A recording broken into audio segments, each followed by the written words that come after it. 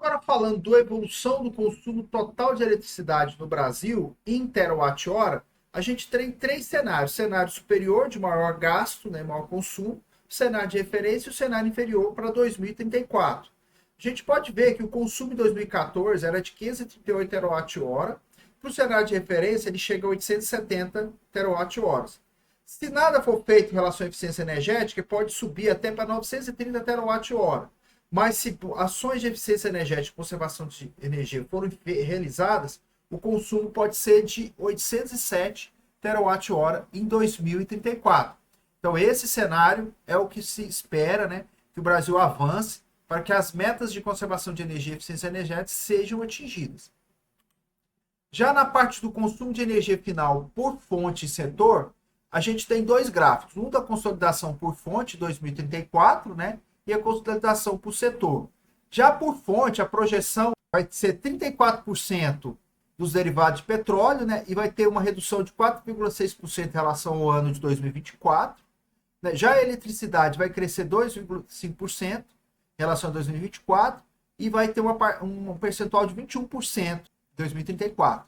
Já os derivados da cana vão representar 17%, com aumento de 0,4%, praticamente estável em relação a 2024. O gás natural, que representa 9%, vai variar 1,6% para cima, né, em 2034 em relação a 2024. Já a lei o carvão vegetal, que hoje representa 7%, vai cair 1,2% nessas próximas uma década. Né? O carvão mineral e derivados vai praticamente estabilizar, e hoje eles representam 4%, né, dessa consolidação de fonte energética.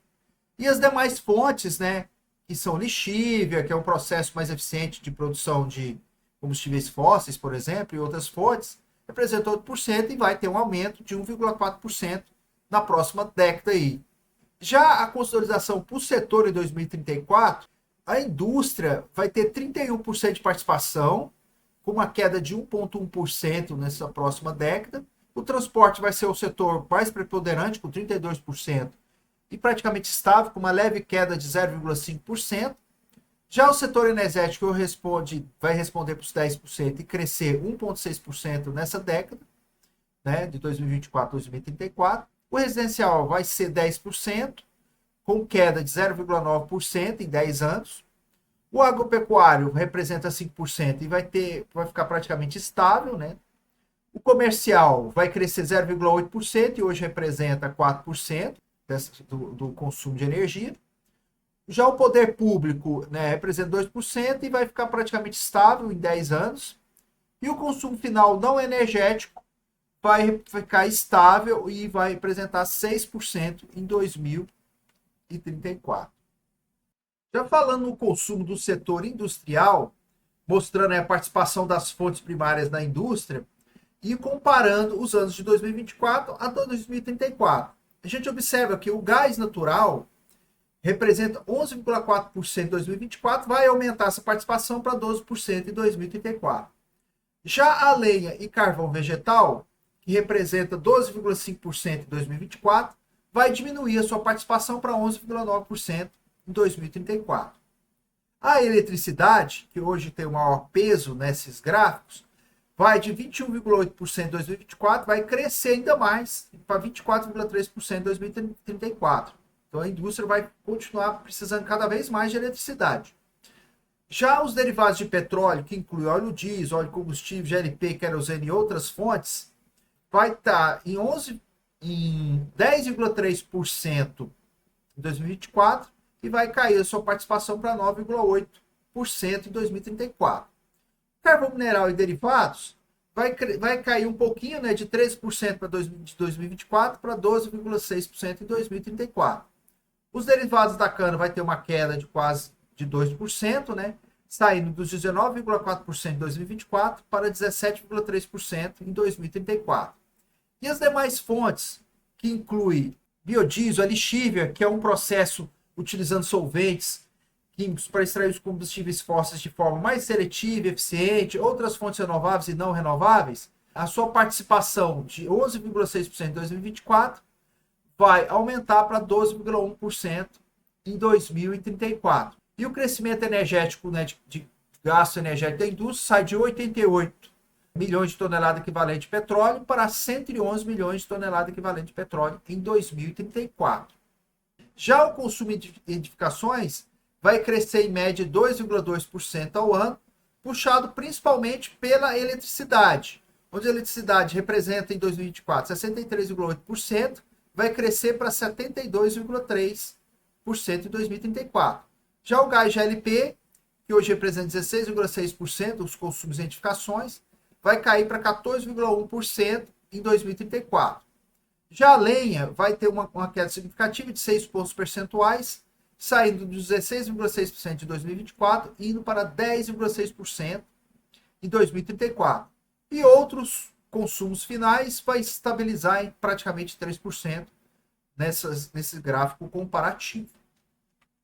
Já nesse gráfico, mostra a evolução da demanda de energia elétrica de 2021 até 2022. Tem uma reta branca de tendência, né, que mostra que o megawatt médio foi crescendo, né, saindo de mais ou menos 37 mil megawatts em 2001, foi crescendo linearmente, né, até que em 2014, 2015 isso desgarrou, né, na curva, né, de tendência. Continuou tendo um crescimento, mas muito lento, até cair um pouquinho na pandemia, e agora o crescimento da demanda vem crescendo com taxas similares ao da reta de tendência, mas, é lógico, num patamar menor, né? Estava previsto estar com uma demanda média aí de quase 80 megawatts, e hoje a gente está no patamar de 67 megawatts, que é em 2022, né? Agora, falando do consumo de energia, de eletricidade e renda, né?